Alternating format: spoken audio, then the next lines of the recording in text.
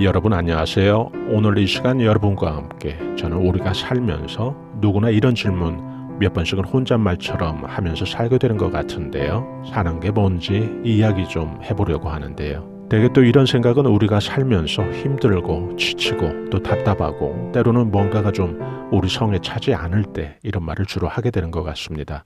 기쁘고 우리가 또 신나고 행복한 그런 시간에는 그 시간에 취해 있어서 이런 생각을 미처 못하는 것 같기도 하고요. 예를 들어 로또도 몇천억 혹은 역대 최고 당첨금은 미국의 사례에서는 1조 원이 넘는 그런 당첨자가 나온 적이 있는데요. 아마 그 당첨의 순간에 야 이게 꿈이야 생시야라는 그런 생각은 할 수 있었겠지만 그 순간에 사는 게 뭔지라는 생각은 안 할 텐데요.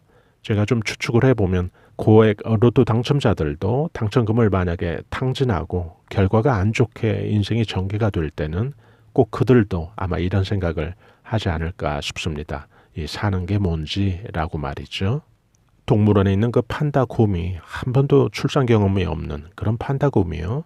새끼를 출산한 후에 보이는 그런 본능적인 새끼 양육의 그런 모습을 보면 아이 돌봄이 한 20, 30년 경험이 있는 아주 능숙한 그런 경험자의 모습을 보여주는데요. 뭐 판다곰 뿐이겠습니까? 모든 그런 동물들이 갖고 있는 잠재된 능력이나 또 본능적인 그런 행동들이 때로는 아주 대단하게 느껴지기도 하는데요. 이렇게 우리는 배움 이전에 태어나면서 동시에 우리가 그 몸에 지니고 있는 무한한 그런 잠재적인 기질과 또 특징들이 있어서 그러는지 흔히 이런 말 많이들 하죠. 그 아무리 천재도 불과 몇 %밖에 자신이 그 갖고 태어난 타고난 능력을 못 드러내고 못 풀어내고 사는 거라고 하는데요. 이것은 그 에디슨 같은 그런 발명왕이나 또 평범하게 사는 우리들이나 아마도 거기에서 거기 비해 한 가지란 그런 이야기인데요. 인간은 다른 동물과는 좀 사유의 영역이 남다른 것 같긴 합니다. 이것은 또 그 인간의 시각에서 보는 고정관념일 수도 있겠지만은요. 흔히 그 우리들은 동물이나 짐승들을 그 말 못하는 동물이나 짐승이라고 표현을 하지만은 그 말도 엄밀히는 그들은 울음소리처럼 말을 하는 것이고 우리들이 그냥 청각 구조에서 전달받으면서 그 뜻을 알아듣지 못하고 해석을 하지 못하는 것이 아닌가 그런 생각을 저는 개인적으로 했는데요. 인간의 시각에서만 보면 결국 우리들은 아주 깊은 그런 사유의 세계를 갖고 있고 그 중심에는 지금 이야기하고 있는 이 산다는 것 그리고 삶이 이야기될 때 꼭 그 쌍으로 결부돼서 생각되어지는 것이 바로 죽음의 문제가 아닌가 그런 생각을 합니다. 죽음의 문제에 이르면 이것을 바라보는 그 시각에 따라서 또 인간에 따라서 다양하게 또 종교가 나뉘어지는 그 시작이 되기도 하는데요. 우리가 특히 살면서 힘들 때 이런 생각들 하죠. 죽을 때 그 한 푼도 가져가는 게 아닌데 그 한 푼을 벌려고 발버둥 치면서 또 살게 되는 게 또 이 인생이고요. 사람들에게 깊은 존경을 받던 한 추기경께서 죽음에 대한 정의를 이렇게 해놓으셨더라고요. 죽음은 관문이다. 그리고 그것은 한 번도 읽어보지 않은 책과 같다. 저는 그분께서 하신 이 말씀이 아주 남다르게 와닿던데요. 죄를 짓고 살면 죽음에 이르러 보게 되는 것이 지옥이니 사는 동안 선행을 쌓아라 라는 그런 말이 아닌 평생을 존경받는 성직자로 살아온 그가 들려준 이 한 줄의 죽음에 대한 그런 메시지는 화려한 어떤 미사여구나 또 난해한 그런 화법이나 또 숨겨진 다의적인 그런 해석의 여지 같은 것 없이도 그냥 아주 담백하고 그러면서도 아주 그 신앙인의 자기 고백 같은 그런 솔직함도 이 표현 속에 배어 있는 것 같고요. 무엇보다 고개가 그냥 끄덕거려지는 마음속에서 깊은 공감 같은 게 저도 모르게 생기던데요. 그래서 저는 또 이런 생각에 바탕을 두고 우리가 그 저 한 줄의 메시지에 공감을 한다면 우리는 그 삶의 문제도 쉽게 그 답을 찾을 수 있지 않을까 그런 생각을 해봤습니다. 죽음이 한 번도 읽어보지 못한 책을 만나는 일이라면 또 삶이라는 것은 결국 우리가 태어나기 훨씬 전부터 누군가에 의해서 쓰여진 그 책을 보는 것이구나 라는 생각을 한 건데요. 그래서 사는 동안 누구는 그 술을 잘 누리면 100페이지 가까이 읽다가 죽는 사람이 있는 것이고요. 또 누구는 80페이지 혹은 뭐 90페이지 가까이 책을 읽다가 죽는 거고요. 또 어떤 불행한 이유로 10페이지 혹은 또 20페이지까지 읽다가 생을 마치는 그런 경우도 있고요.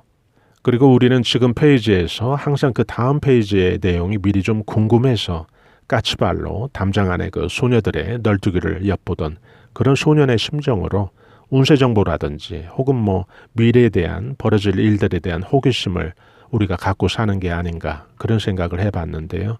우리가 그 80페이지를 읽다가 죽을지 뭐 100페이지를 읽다가 죽을지 모르지만은 우리는 적어도 또 우리가 사는 동안 인생의 그 책을 읽는 동안 우리가 불편하지 않도록 적어도 문맹이라는 것은 벗어나야 될 필요가 있는데요. 여기에서 문맹이라는 비유 속에는 다양한 것들이 들어있겠죠. 돈이나 건강 혹은 인간관계 이런 게 다 포함이 될 텐데요. 즉 우리가 그 까막눈이라고 한다면 돈이 많이 부족하다든지 건강이 여의치 않다든지 하는 그런 상황을 의미하는 거죠. 예를 들어 우리가 까막눈이라면 아마도 우리는 그런 상황에서는 글을 모르니까 당연히 그 다음 페이지에 대한 흥미가 있을 수 없겠죠. 또 흥미가 없다면 진지한 생각은 더 자리하지 못할 것이고요. 또 당연히 삶은 목표 없이 무미건조하게 또 다람쥐 쳇바퀴 같은 그런 일상으로 느껴질 텐데요. 다른 사람이 아닌 내가 불편하지 않도록 또 인생이라는 그 책을 읽는 동안 내가 불편하지 않도록 우리는 문맹이라는 그런 처한 상황은 꼭 벗어나야 된다는 이야기인데요. 문맹 속에 비유된 찢어지게 고통을 주는 가난이라든지 그리고 다음 페이지 혹은 100여 페이지 가까이 책을 읽으려면 최소한의 건강이라는 것도 항상 뒷받침되어야 되겠죠. 이런 뒷받침이 될 때 우리가 가족을 부양하려고 한 푼 두 푼 애써가면서 벌고 있는 이런 경제활동이 단순히 생존 유지의 그런 경제활동에 머무르는 것이 아닌 거죠. 누군가 써놓아서 우리 앞에 턱하니 펼쳐놓은 이 인생이라는 책을 기왕이면 우리는 좀 흥미를 갖고 신나게 또 다음 페이지에서는 희망과 멋진 그런 반전의 이야기를 기대하면서 읽어볼 그런 가치가 있는 건데요.